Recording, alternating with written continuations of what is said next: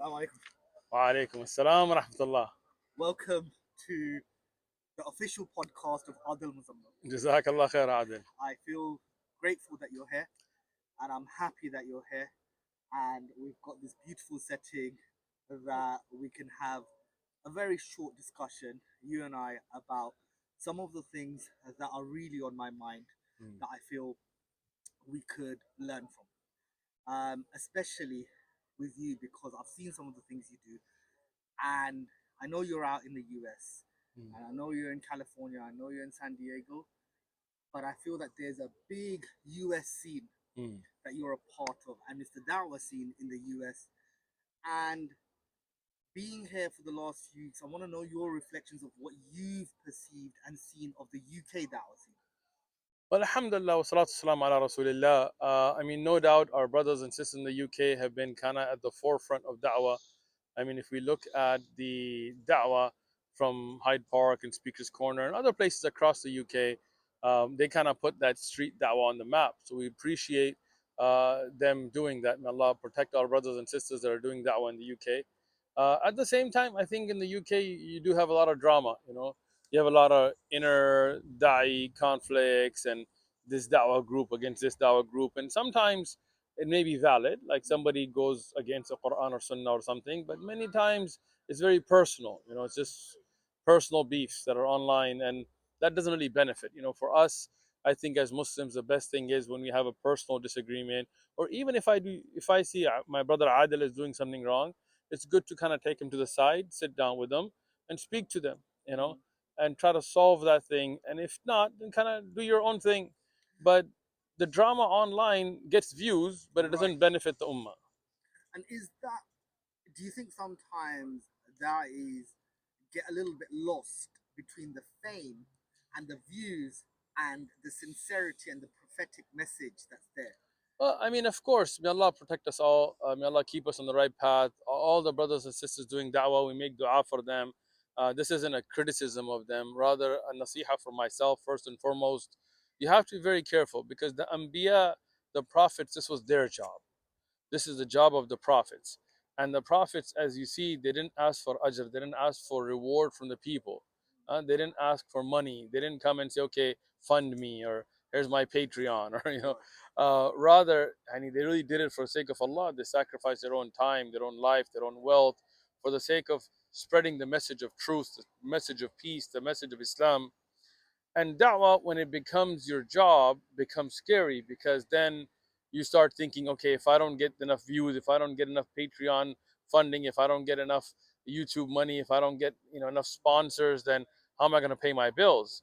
And again, I'm not saying anything wrong with the brothers that take money for da'wah, but I'm saying they need to be careful with the niyyah. And that's why personally I've made a rule: no money for da'wah. I don't take money from my masjid. I lead salah, I give khutbah, I teach durus, all fi sabilillah. I don't take any money from One Message Foundation, our da'wah channel.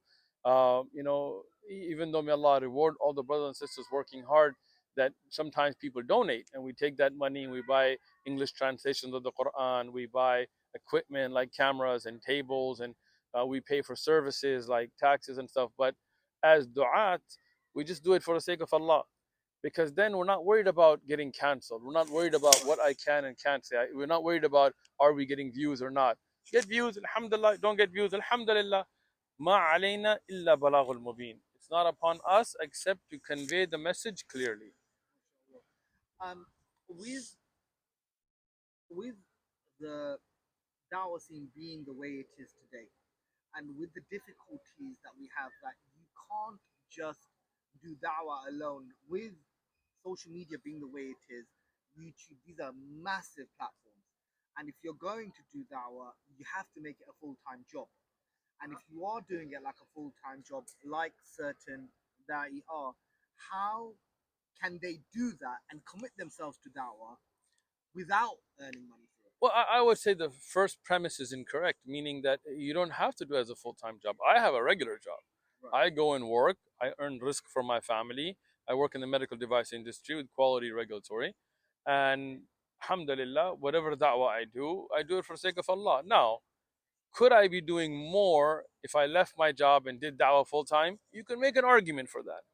But for me, I always go back to looking at the way of the Anbiya, the way of the Salihin, the way of the scholars of the past. One of the great scholars of the past, his name is Imam Ahmad ibn Hanbal, and well-known scholar, one of the madhahib, the Hanbali madhab is named after him. Imam Ahmad, he was from the greatest scholars of hadith and fiqh as well, and he stood up for the aqidah and things. Um, but amazing thing about him, he never took money. Never took money. He memorized 1 million ahadith. Alf. The Arab didn't even have a word for million.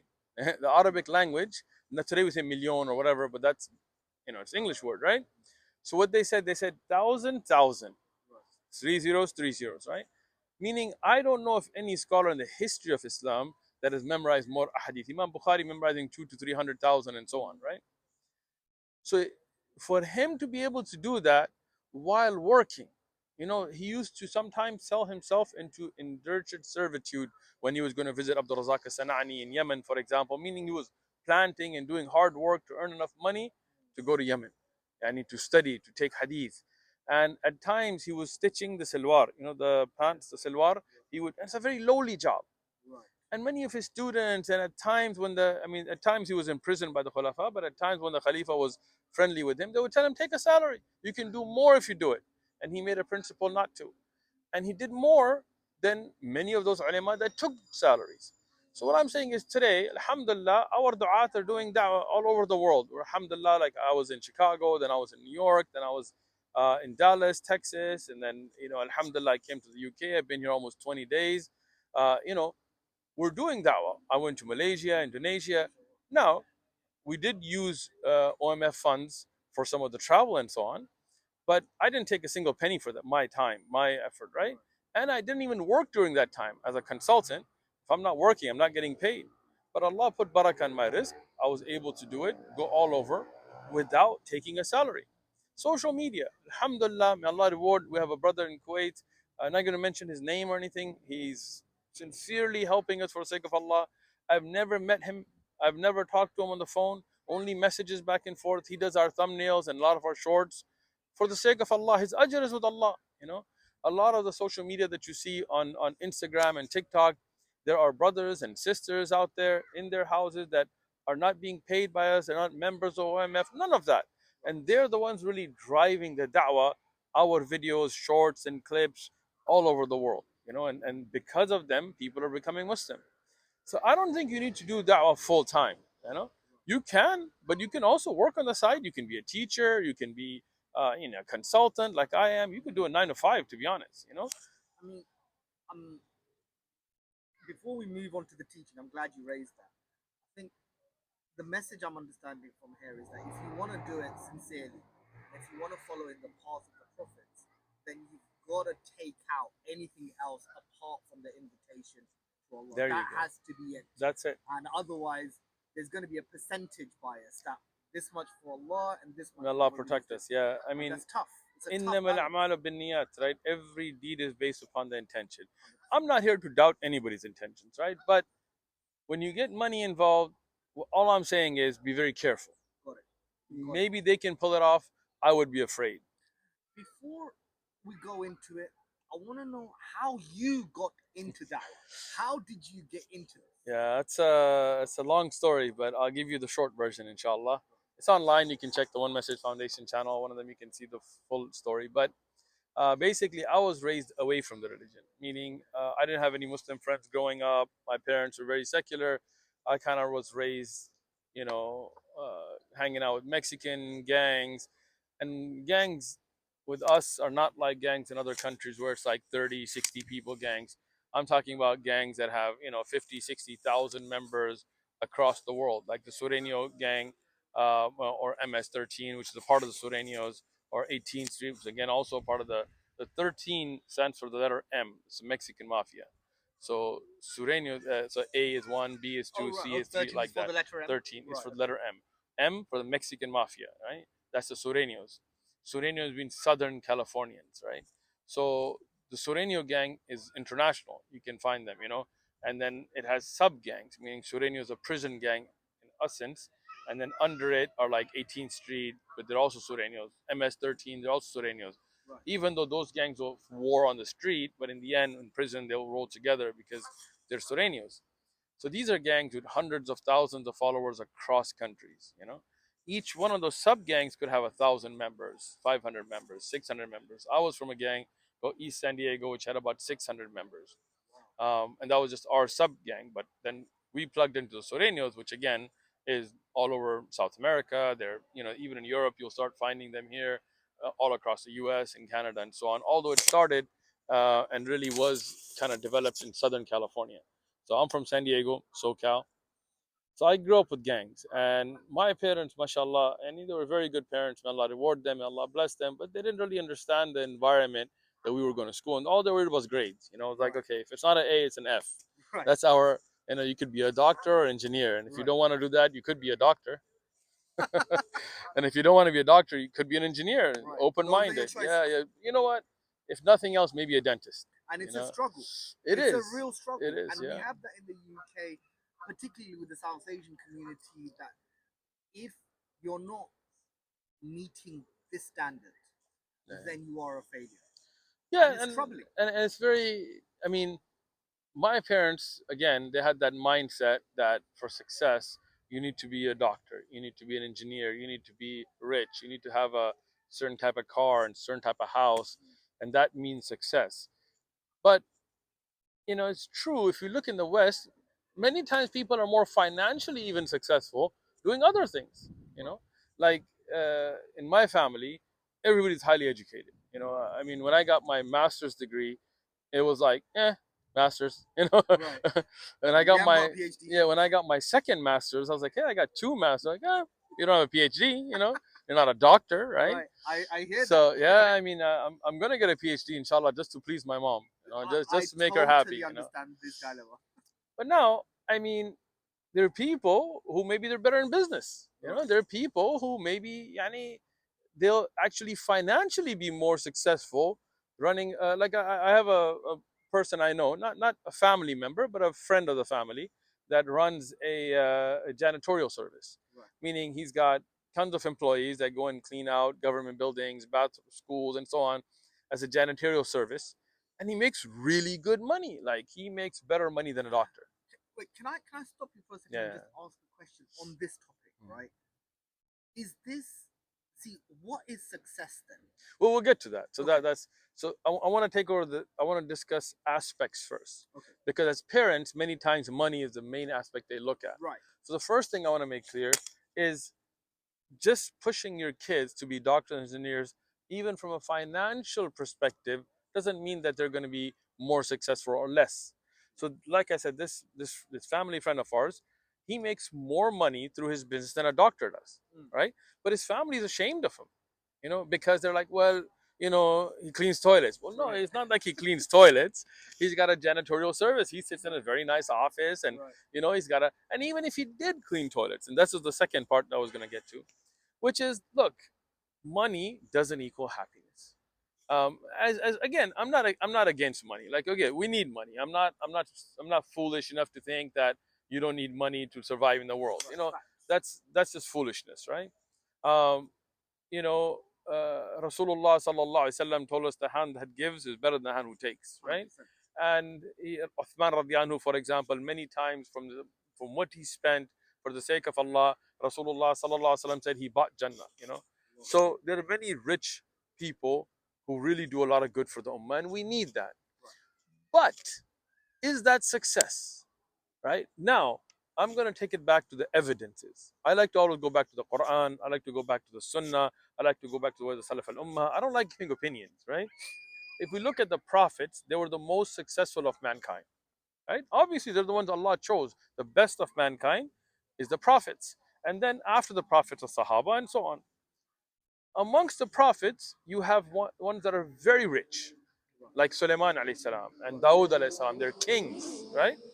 And you have prophets that are very humble in poor, in the sense that in the worldly means, right? Musa alayhi salam, for example, many of the ulama of Tariq have said when he was traveling and coming back, he didn't even have a house. He had kind of like a little hut made from palm tree leaves and so on, and he lived a very meager life. Isa alayhi salam, for example, even Rasulullah Muhammad alayhi salatu wasalam, the best of mankind, he lived a very simple life, and he asked Allah to make his sustenance very light. And he didn't. He had the choice. He could have been a prophet that was rich, but he chose not to. Right? Amongst the Sahaba, you have ones that were very rich, Abdurrahman ibn Auf, Uthman ibn Affan, and so on. And you had ones like Abu Darda and Abu Dar al-Ghafari who lived a very humble life.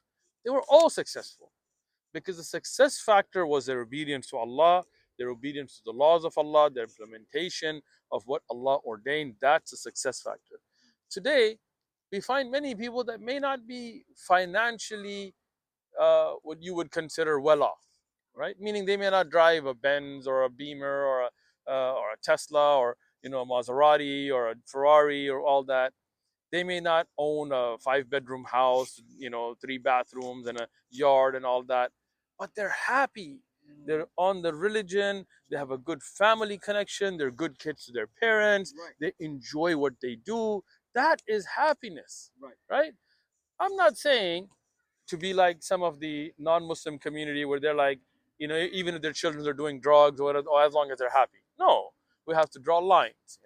The lines, halal and haram, right? As a parent, you need to guide your children. You need to let your children know it's a rough world out there.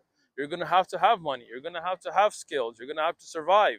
You're gonna always have to keep that boundary of what Allah has ordained and what the Prophet ﷺ has ordained and what they have forbidden. At the same time, you need to speak to your children. Maybe their interest is somewhere else. Maybe academics isn't their thing, you know. And if they can be happy and make a good living and support a family and be good children and be good Muslims, what's better than that? No, 100%. But sometimes what it is for parents, we're scared. Mm. And we also have a social environment, a class system, Right. and what other parents might say. And we get trapped in this, and a lot of parents get trapped in this because, well, so and so's daughter has become a doctor. Why haven't you? Yeah. And I know, and I agree that that's not right. That's not the right intention, but it is a reality that we are facing, Right, and the pressure is falling on these but we children. have to break that mold, right? I mean, you look, first thing, if you're worried about your children, protect your own religion. If you want your children to be successful financially, be a good Muslim. Let me give you evidence for that. If you look at the story of Khidr alayhi salam and Musa alayhi salam, Allah sent, this is in the Quran, Surah Al Kahf, right? Allah sent these two. I mean, Musa alayhi salam for sure a prophet, Khidr alayhi salam, whether you take him to be a wali or a prophet, but let's say two prophets to go and rebuild a wall in the city of the wicked because they were orphans whose parents were pious, right? Many of the ulama said it wasn't even like their father, but their great great grandfather and so on. But anyway, meaning that from the piety of the parents and the grandparents and so on, Allah protected their sustenance, their rizq, right? So if you want your children to be financially solid, you first need to fix yourself. And if you're a good Muslim, if you're obeying Allah, if you're have a level of piety, may Allah grant it to all of us, then Allah will take care of the risk of your children. First thing. Secondly, no doubt you want them to get education. You want them, and I'm all about education. Like I said, I mean, I push my kids. I myself, I mean, I have two masters. Inshallah, I'm working on inshallah enrolling into a PhD and so on. I'm not against education, but you know, I had a talk with my kids. Mm. What are you interested in? Alhamdulillah, my elder son Yusuf, he is going to go to med school. That's what he's interested in. Right. My younger son Musa is not interested in med school. He's got other things, law, engineering, that he's interested in. And I am going to allow him the freedom to choose that. I have shown him reality. I've talked to him how the world is. Now, I don't care if somebody else's kids are doing it. I don't care because what does that matter? You know, if we're doing things with hasad, with jealousy and with competition, shuh, trying to see what other people have and take it away and so on, that will never be a success factor. That will never make us successful because we as Muslims have to do things for the pleasure of Allah. Okay. How about I am, if I think that my child is going to be successful, but they are in their teenage years or they don't want to do it, Mm. right? Because they are they're lazy or they this or that, but I know that they have the ability to do it. Potential, yeah. And if I don't push them now, then they are going to miss out on these landmarks of their life because they're still children. So again, to encourage your children to have honest conversations about the realities of life is good. But if you push them to a point of break, you push them where they'll get good grades, but they won't make their salah. They'll get good grades, but they're going to cheat. They're going to get good grades, but they get involved in drugs. Then what did you really benefit them?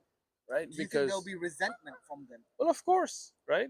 But now, at the same time, to balance, what I did is I took my children when they were very young, my sons, and I took them to a place where a lot of the homeless hang out. Right. I tell them, go look at this. This is the reality of That's a life. really good idea. You know, That if you, the reason why I'm doing this is because I'm not going to do it. The reason you're going to do it. Why am I going to push you? And at what age did you do this? Very young, around 7 to 8 years of age. Right. Yeah. Okay. And I told them, look, if you don't want to go to school, it's your choice. But look at this. Right. Do you want to be here? Is this the kind of life you want? Right? I take my kids sometimes to places where the people do hard labor. So I'm go spend a day here if you want. See what it's like. See if it's for you. And when they understand the realities of life, then they'll push themselves. Right? I really think we need to empower kids. We need to educate. We need to. Sometimes we overly shelter, and myself included. We overly shelter them, right? So they don't realize how the real world is. You have to show them within bounds. You don't want to go and drop them off in a war-torn country and come back. I mean, right? That's a little too far. But you do want to show them what the rest of the world lives through. Sometimes we're very comfortable, Mm. and don't take that for granted. You're gonna have to work hard for it. Yeah. But again, what are your priorities? My priorities for my children to be good people, Right. good Muslims, good human beings, good productive members of society. Now, if that means that they're going to be doctors, alhamdulillah. If that means they're going to be engineers, alhamdulillah. If that means they're going to own a mechanic shop, alhamdulillah. Okay. I'd like to ask you a final question Sure. on education, and that is that how do you strike the balance between students achieving academically whilst maintaining their internal steadfastness on the religion? Well, I think it's related, right? As a Muslim, we should always strive to be the best at things. We should set good examples, especially with non Muslim co classmates and so on. So, as a good Muslim, we need to understand we have our salah, we have our daily Quran, we have our whatever we're doing for the religion, whether it's da'wah, that is a part of our extracurricular activities outside of school. So, that should be a priority. Instead of getting on the Xbox or the PS5 or whatever, PS4, I don't know what's No, out no, you nowadays. got it right. It's Five, all PS5. right, we good, right? Um, you know, Instead of doing that, we can take that time for the beneficial things. Now, when we're in school, we need to strive to be the best. Again, that doesn't mean we need to stress ourselves out. We got kids in college that are taking, prescription medication to focus and things to get better grades. No, you don't want to ruin yourself like that, right? Do your best. Try your best. Set a good example. Academically strive. The most important thing for the students out there, really, don't waste time. The biggest problem we have is we waste time and we don't utilize time for the right things.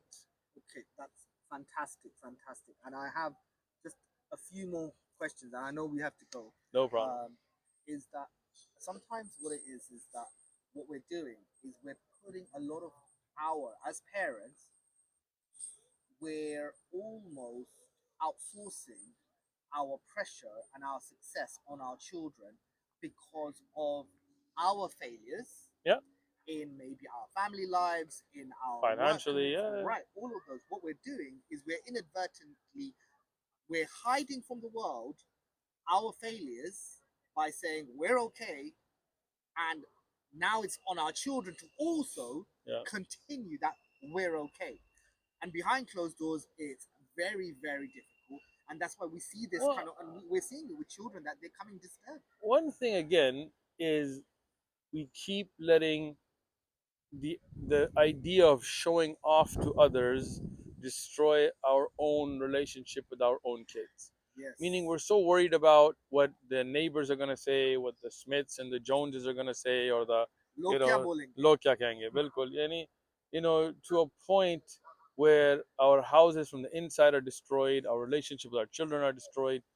Who cares about what people say? Yeah, absolutely. क्या करेंगे? What are they going to benefit you? Right. Are they going to stand for you in the akhirah? Are they going to buy you a house in dunya? No, people Are they just. gonna pay your bills? And are they ever going to be happy? No. No. Right. Look, when you keep looking up, and this is why the Rasul alayhi salatu wasalam, such a beautiful hadith. He said, look at those that are financially in dunya beneath you and not those that are above you. Always look at others and say, Alhamdulillah, Allah gave us this, right? Strive and struggle to do good. But don't stress yourself out by looking at people above, because there's always gonna be somebody richer. If you look at even Bill Gates and Jeff Bezos and all these kind of people, they're never happy. They have billions of dollars and they have so much money that having another billion will not change their lifestyle. Right. I'm not gonna buy another plane, or right? Right. But if they lose a billion, it's just a number in a bank account statement. It doesn't benefit them or harm them in their livelihood. They'll go into depression, Right. right? Because competition. Oh, Carlos Slim got this much, Putin got this much, this guy got that much, I got this much, this kid, it's insanity. Right. This That Rasulullah, competitiveness. Rasulullah sallallahu alaihi wasallam. Again, I always go back to the Quran and the Sunnah. Beautiful hadith. He said the hunger of Ibn Adam will never be fulfilled. If you give him a valley full of gold, he'll want a second. The only thing that will satisfy the hunger of the children of Adam is the dust from the grave. You know, many people are in this rat race and then they end up going to the grave, and then what does it benefit them? Right? In the end, having a good relationship with your kids, having a good relationship with your neighbors, having a good relationship with your family, having a healthy life, where you're fulfilling the orders of Allah, and at the same time you're being a productive person with a healthy family life, that is more valuable than anything else. If you make it to Jannah, that is the ultimate success. So if you're a parent that wants their children to be successful, worried about their Jannah, worry about their mental health, worry about their physical health, worry about their Iman health, those are more important than just telling them, I need you to bring these kind of grades so I can go off and say my son is better than yours. Yeah, 100%, 100%. I think that we should level off here because I know we have a time It's limit been a here. pleasure. Alhamdulillah. Jazakallah We'll khair. Thank you hopefully so we'll much. connect again and talk again No, we next have, time in the UK, or if you come visit us in the US. or we could do something over Zoom because Inshallah. I know I'm gonna close this now and I'll edit this part up, but it was so good. It Alhamdulillah. was so good. Alhamdulillah. Alhamdulillah. It's like this is what we need. Barakallah We fi. need people to be listening and we need people to understand that don't care what other people are saying Exactly. because they put their kids through this and it's unhealthy. It is. It's unhealthy. And I'm just conscious because I know we have to go. Yeah, We're good. but I think we're in good time. We make good Alhamdulillah. time. Alhamdulillah. How do you feel it went? Excellent.